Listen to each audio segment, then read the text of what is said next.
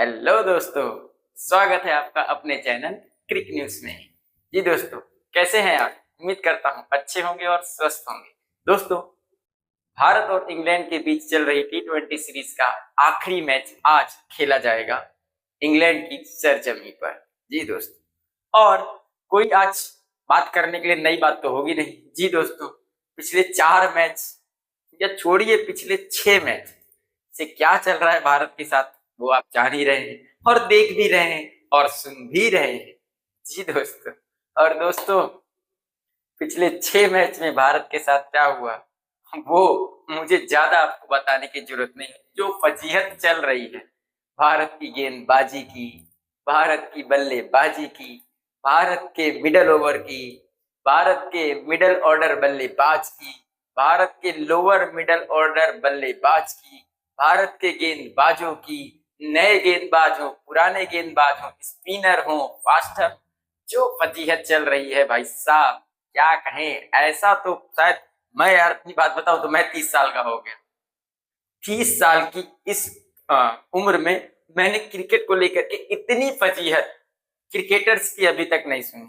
और ये सब हो रहा है हमारे one and only the boss mister Gautam गंभीर और उनके सहपाठी, सहयोगी, सहदोस्ती, नायाब हीरा अजित अगरकर जी। जी दोस्तों, शब्द बहुत कम है उनके, क्या कहेंगे हम उनको, उनकी तारीफ में। जी दोस्तों, उनकी तारीफ के लिए मेरे पास शब्द नहीं, कम पड़ रहे हैं। जरूर ढूंढूंगा, अगली वीडियो में बताऊंगा।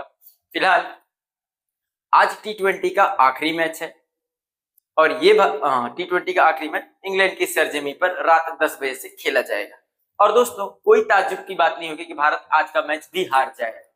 जी दोस्तों, आप जानते ही हैं और आप, ये जो खबर है हारने वाली, पिछले 6 मैच से एक हैबिट सी बन गई है यार। पहले क्या होता था कि साला तकलीफ होती थी, दुख होता था कि भारत की टीम स्कोर देखते हैं, मैच पूरा जाग जाग के देखते हैं, बाबा जी का घंटा देखते हैं। अब तो वही सुबह सुनने को मिलता, भारत इतने रन से हार गया, भारत इतने विकेट से हार गया, भारत इतने ओवरों में हार गया। अब तो मैच देखने का ही मन नहीं करता। और सबसे बड़ी चीज तो साला अब तो हार सुन के भी खुशी होती है कि भारत हार गया, और उसमें भी खुश हो जाते। कुछ नया तो हो नहीं रहा है। और आज आप उम्मीद लगा के जरूर बैठेंगे, ऐसे क्रिकेटर मैं जरूर जानता हूं कि आप फैन हैं क्रिकेट के, संजू सैमसन के, तो आप जरूर उम्मीद लगा के बैठोगे चूतियापंथी से आज गौतम गंभीर निकलेंगे। और क्या पता आज गौतम गंभीर संजू सैमसन को खिला ले प्लेइंग 11 में। क्या पता वो श्रेयस अय्यर द सरपंच साहब को बोले कि भाई खिला ले संजू सैमसन को, जो भी है चला खिला लेना। ऐसा अगर आप सोच के बैठे, निकाल दीजिए दिमाग से, भूल जाइए, ऐसा कुछ नहीं होने वाला है। अब सोच रहे होंगे ऐसा क्यों नहीं होगा भाई, आप ऐसा क्यों बोल रहे हैं। तो भाई साहब, अगर आज गलती से संजू सैमसन को खिला देते हैं और बंदा कहीं स्कोर कर देता है 70, 80, 90, तब तो गौतम गंभीर की और फजीहत हो जाएगी। ऐसे तो चल ही रही है, कौन कौन पता नहीं क्या क्या बोल रहा है हमारे हेड कोच और सिलेक्टर अजित अगरकर को। और गलती से अगर आज उन्होंने संजू सैमसन को खिला दिया और कहीं गलती से संजू सैमसन ने स्कोर कर दिया तो भैया उनकी बहुत ज्यादा फजीहत हो जाएगी। क्यों? मन में सवाल आ रहा होगा। भैया वो इसलिए क्योंकि अगली सीरीज जो है टी20 किसके खिलाफ? जी दोस्तों, जिम्बाब्वे के खिलाफ। वहां तो आपने स्क्वाड में ही नहीं रखा है, तो फिर वो अगर स्कोर कर दे और आप उसको स्क्वाड में नहीं रखे हो, तब तो सोचो सोशल मीडिया पे क्या ही बवाल चलेगा, इंटरव्यूअर उनसे क्या ही सवाल पूछेगा, प्रेस तो उनकी फाड़ के रख देगा। तो आप ये भूल ही जाइए कि आज संजू सैमसन 5वां और आखिरी टी20 खेल रहे हैं। और संजू सैमसन तो आपको पता है कि ड्रॉप का एक नया नाम। हाँ बिल्कुल, ट्रेन लेट हो जाएगी तो पता चलेगा संजू सैमसन को लेट कर दिया है। कोई और प्लेयर नहीं खेलेगा तो पता चला संजू सैमसन को ड्रॉप कर दिया है। पता चला तिलक वर्मा नहीं खेल रहे हैं तो संजू सैमसन को ड्रॉप कर दिया है। पता चला गेम में देरी हो रही है तो संजू सैमसन को ड्रॉप कर दिया जाएगा। अगर गेम में बारिश होने की संभावना है या ड्रॉ होने की संजू सैमसन को ड्रॉप कर दिया जाएगा। तो ये तो भूल जाइए आप, वो बंदा एक जो भी है वो ड्रॉप की सीरीज है। और हाँ, स्क्रीनशॉट जरूर ले लिया करो, कब?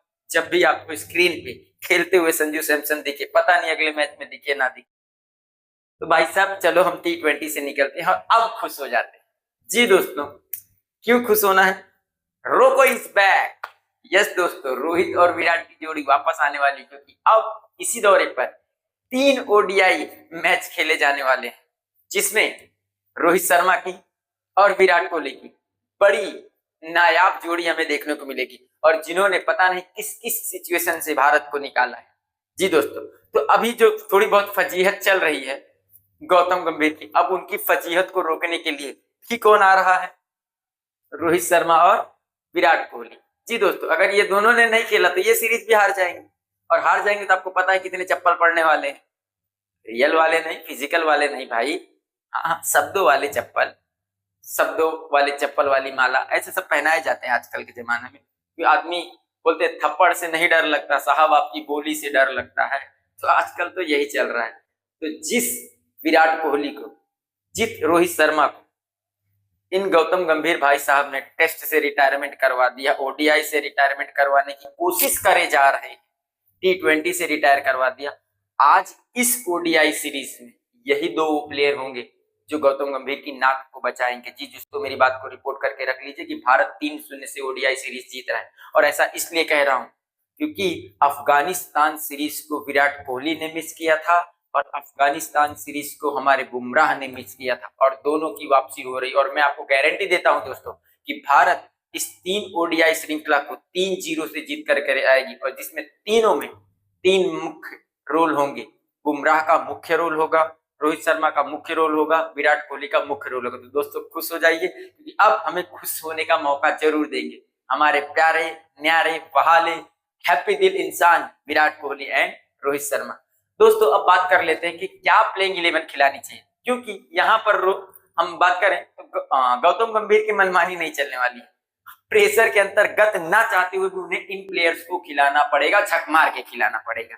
लेकिन अगर मैं इंग्लैंड की पिच पे खेल रहा हूं, और अगर मैं इंग्लैंड की पिच को समझता हूं जो तेज है, जहां पर शुरुआत के ओवर्स में बॉल हलचल करती है और तेज गेंदबाजों को मदद करती है, तो मैं मेरे स्क्वाड में 4 तेज गेंदबाज रखूंगा और बस एक स्पिनर, और वो जो स्पिनर होगा वो भी बैटिंग ऑलराउंडर स्पिनर होगा।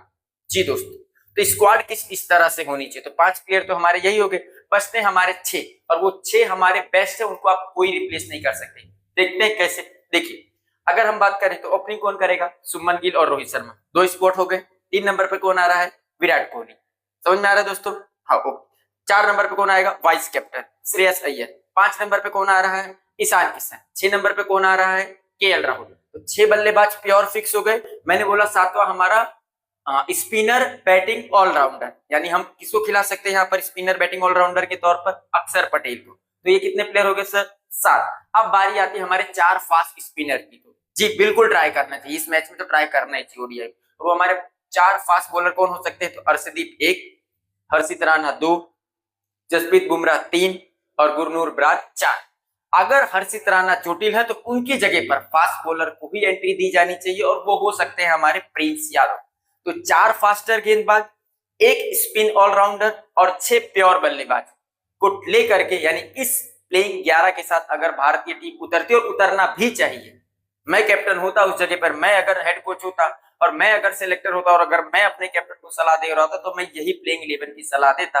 और मैं दोस्तों गारंटी देता हूँ इसमें से एक आधा प्लेयर आप मिस करेंगे प्लेइंग 11 में, बाकी ये डिक्टो यही टीम रहने वाली है। और वो जो एक आधा चेंज की बात कर रहा हूँ, वो एक आधा चेंज यही होगा कि फास्टर की जगह पे किसी स्पिनर, और किसी स्पिनर की जगह पे भी फाइनल कर देता हूँ। अगर अक्षर पटेल खेल रहे तो उनके साथ कुलदीप यादव को खिलाया जाएगा, और अगर ड्रॉप करना होगा तो हर्षित राणा, सुनने में आ रहा है चोटिल हो गए हैं, तो हर्षित राणा को साइड कर दी, तो हमारे पास 3 फास्टर बचते हैं, जसप्रीत बुमराह, गुरनूर बरार और अर्शदीप। तो ये हो गए हमारे 3 फास्टर।